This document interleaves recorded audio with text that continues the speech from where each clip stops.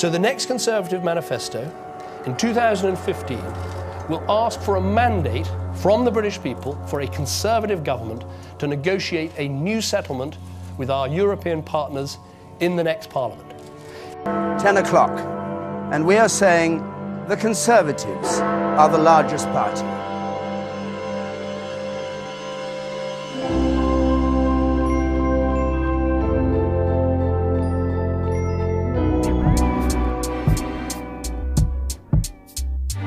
In the late 1940s, the idea of a European community was discussed.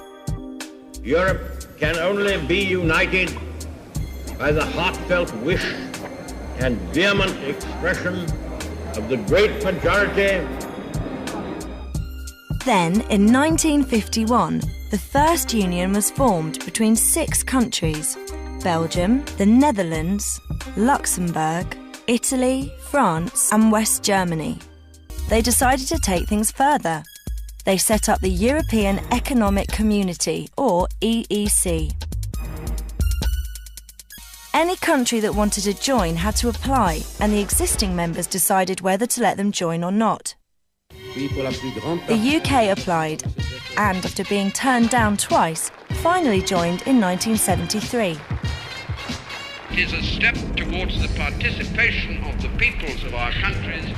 In 1986, our Prime Minister at that time, Margaret Thatcher, signed the Single European Act, which further reduced barriers to trade between the different countries. In 1993, the Maastricht Treaty officially renamed the EEC as the European Union and introduced more cooperation between governments in areas like defence and justice. With nearly 30 countries now members and more wanting to join, the challenge of the future will be to make sure that as the European Union gets bigger, it still works for the good of the people who live and work in it.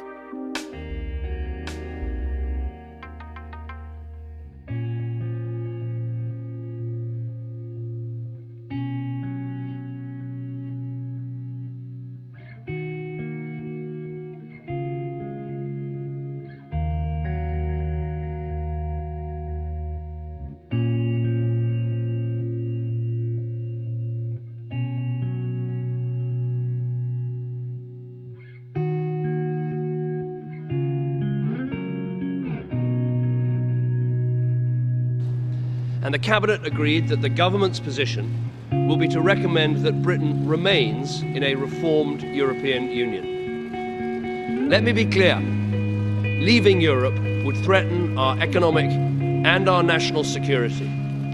Those who want to leave Europe cannot tell you if British businesses would be able to access Europe's free trade single market, or if working people's jobs are safe, or how much prices would rise. All they're offering is a risk at a time of uncertainty. But our special status also means we're out of those parts of Europe that do not work for us. So we will never join the euro, we will never be part of Eurozone bailouts, never be part of the passport-free, no borders area, or a European army, or an EU superstate. 3 years ago, I committed to the British people that I would renegotiate our position in the European Union and hold an in-out referendum. Now I'm delivering on that commitment.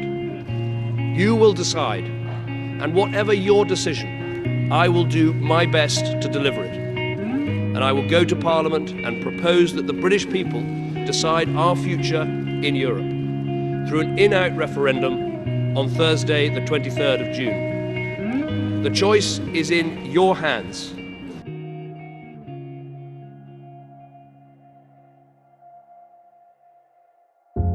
What is the net number of EU migrants that have arrived in this country since you became Prime Minister 6 years ago? I think the net number is about 600,000 people have left this country to go and work or live in other European Union countries, and about 1.2 million have come to live or to work here. So big numbers moving in each direction. And we're saying to Turkey that from June, 77 million of them can have visa-free travel to the Schengen zone within the EU, and must talk of fast-track membership. So if we vote to remain in the European Union, we'll finish up in a political union with open borders with Turkey. There is no prospect of Turkey joining the EU in decades. They applied in 1987. They have to complete 35 chapters. One has been completed so far. At this rate, they'll join in the year 3000. Now, there are lots of reasons to vote one way or vote the other way. Turkey's not going to join the EU anytime soon. Every country, every parliament has a veto. So I think there are lots of things to worry about in this referendum campaign. I absolutely think that is not a prospect. It's not going to happen. I think the reason why I will vote Remain on the 23rd of June is not just the economy. It's about a statement of what kind of country do I belong to? What kind of country is Britain? Are we an outward-looking country, or do we want to stand on the white cliffs of Dover, glowering in bad-tempered isolationism across the English Channel? I want Britain to be the kind of country that is engaged with the outside world. We have built a peace over the last 70 years. 25 years ago, 6 of the countries that are now in the European Union had nuclear weapons on their soil pointed at the West Midlands and the rest of the United Kingdom. Today we work together. That's the kind of Europe I want my children to grow into. That is why I'm voting Remain. Which is a British passport, or should be, but the first 2 words on it are European Union. That is available to 508 million people. And any of those people, if they wish, can come to this country. We have no control. The only way we get control is to vote to leave the European Union. And I think William Hague shows he's just completely lost touch with where the British public are on this issue. Okay. In my mind, this is the issue that will decide the referendum. We send the EU £350 million a week written on the side. But that number has been thoroughly debunked. It's actually about £190 million a week when you consider a rebate the UK receives and other money that the EU sends back. On top of which, if Britain does leave the EU, it may have to spend close to that amount just to access the common market. There's also overwhelming consensus about the damage Britain could do to its economy by leaving. Reports by groups like the British Treasury, the Bank of England, the IMF, the OECD, the National Institute of Economic and Social Research, PricewaterhouseCoopers, Oxford Economics and the Centre for Economic Performance have all predicted that leaving would have a negative effect on the British GDP. And the pro-Brexit camp's response to that has not been great.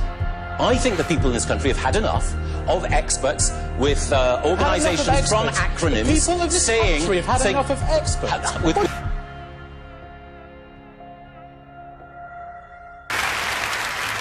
Good evening and welcome to Wembley and the great debate. Voting now only one day away in the most important decision the United Kingdom has been asked to make in a generation.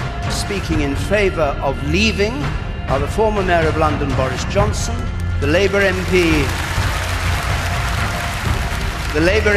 Gisela Stewart, and the Conservative Energy Minister, Andrea Leadsom. Speaking in favour of remaining in the European Union, the leader of the Conservative Party in Scotland, Ruth Davidson, the Mayor of London, Sadiq Khan, and Francis O'Grady, General Secretary of the TUC. We are talking about British jobs, and we have the highest level of employment in our country's history. And if you want to trade quotes, let's talk about what your side have been saying. Boris Johnson, his chief economist, he says it will eliminate manufacturing. He also says the EU would generate an economic shock. Michael Gove says it will mean inevitably bumps in the road. He says he can't guarantee that people won't lose their jobs. Well, look, 9 out of 10 experts say that we're better off in the European Union. I know perhaps the quote the whole campaign is Michael Gove saying we've had enough of experts. Well, that's perhaps an explanation of why he was such a dreadful education secretary. When I send my kids to school, I want them taught by experts. What we think should happen is an Australian-style points-based system. So we get the people we need for the NHS and indeed all our other businesses and services. All right, and the only way you can do that is to vote leave and take back control on Thursday. Well, firstly, Australia has doubled our immigration, bearing in mind their population, so I don't want facts to get in the way, Boris. You have used taxpayers' money to put out an election leaflet that says Turkey set to join, and there's a map, and there's a map, and this map shows in red Turkey, but the only countries named in this map are Syria and Iran. That's scaremongering, Boris, and you should be ashamed. Gisela. I believe that this Thursday can be our country's Independence Day. There is nothing more positive than having a stronger economy supporting jobs and opportunities, and that's why I believe you should vote Remain.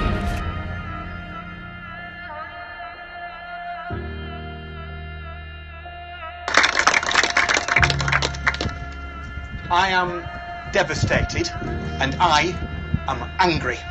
Today we woke up to a deeply divided country. Nigel Farage's vision for Britain has won this vote, but it is not a vision that I accept.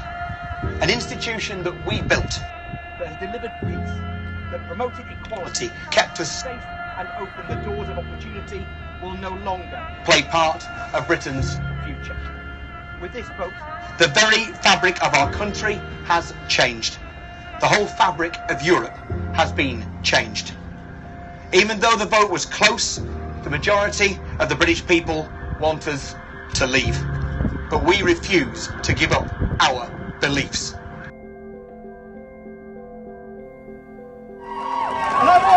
This is a crowd full of people from across Europe. People here who are from Poland, people here from France, from Germany, people here around our country who have been terrorised, victims of racist attacks over the last few days. And we want to say,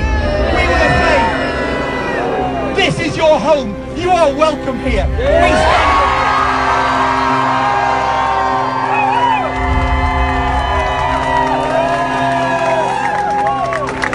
look what's happened over the last few days. We were told that if on Thursday you voted to leave, we would take back control. Now, look who is in control. The banks, the markets. Look at what is happening to ordinary people. Their rents, their mortgages, their jobs, the credit, the interest on their loans. The racism! Decent people up and down the country where they voted leave or remain find themselves today out of control, under the control of those who are far more powerful than any of us here. We must commit to reach out to all our friends, those who voted leave. Let's not hold it against them. They and we have been betrayed.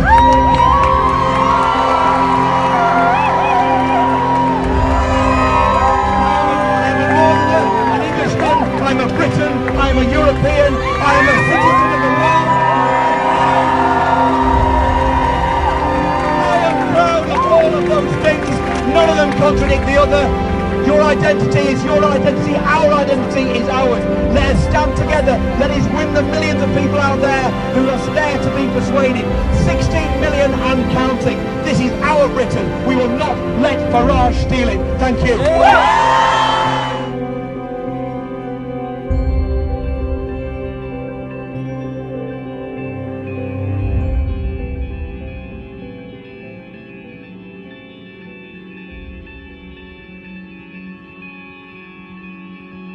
The need, of course, to negotiate the best deal for Britain in leaving the EU and to forge a new role for ourselves in the world.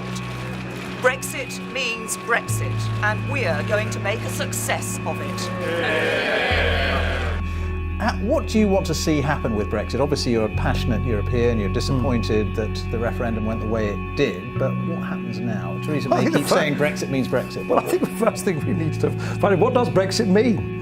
Because, of course, the people who advocated Brexit and won the argument in the referendum didn't agree amongst themselves and still have not deigned to tell the British people who voted for Brexit. But we know what it doesn't mean. It doesn't mean many of the things that they promised, £350 million for the NHS and instant land of sort of milk and honey. But would you like to see Britain stay in the single market? Yes, I personally think it is absolutely essential for an open, great trading economy such as ours, given that we export such, by far the largest market for exports is Europe, 44% or thereabouts, I think it is essential that we remain access.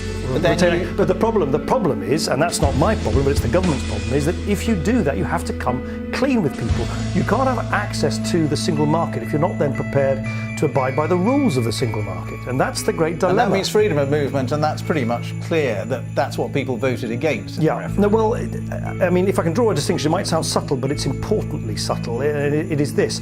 I personally think a deal could be done between the needs of the British government to make changes and amendments to freedom of movement and our wish to retain access to single market with, you know, goodwill on all sides.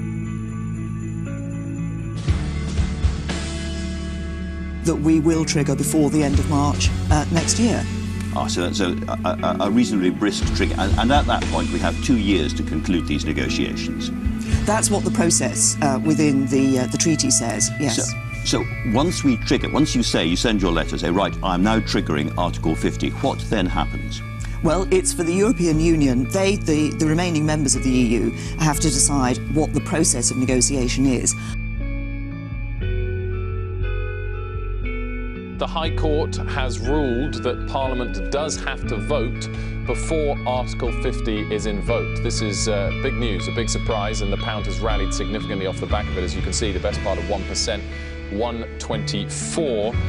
This is a blow for Theresa May and her government, who had hoped that they'd be able to do it through the Crown prerogative, through the executive just making a decision without a law being passed. It's unlikely that MPs will now decide to outright block Brexit, but it does shift the balance in terms of hard versus soft. It's unlikely that the government will be able to pass a law invoking Article 50 without outlining its stance of how it plans to negotiate, and that's now probably going to have to be a softer position than a harder position in order to get that vote passed. I can confirm today that the government will put the final deal that is agreed between the UK and the EU to a vote in both Houses of Parliament before it comes into force. I want to be clear. What I am proposing cannot mean membership of the single market. As a priority, we will pursue a bold and ambitious free trade agreement with the European Union. This agreement should allow for the freest possible trade in goods and services between Britain and the EU's member states. The purpose is clear. We will seek to avoid a disruptive cliff edge, and we will do everything we can to phase in the new arrangements we require as Britain and the EU move towards our new partnership.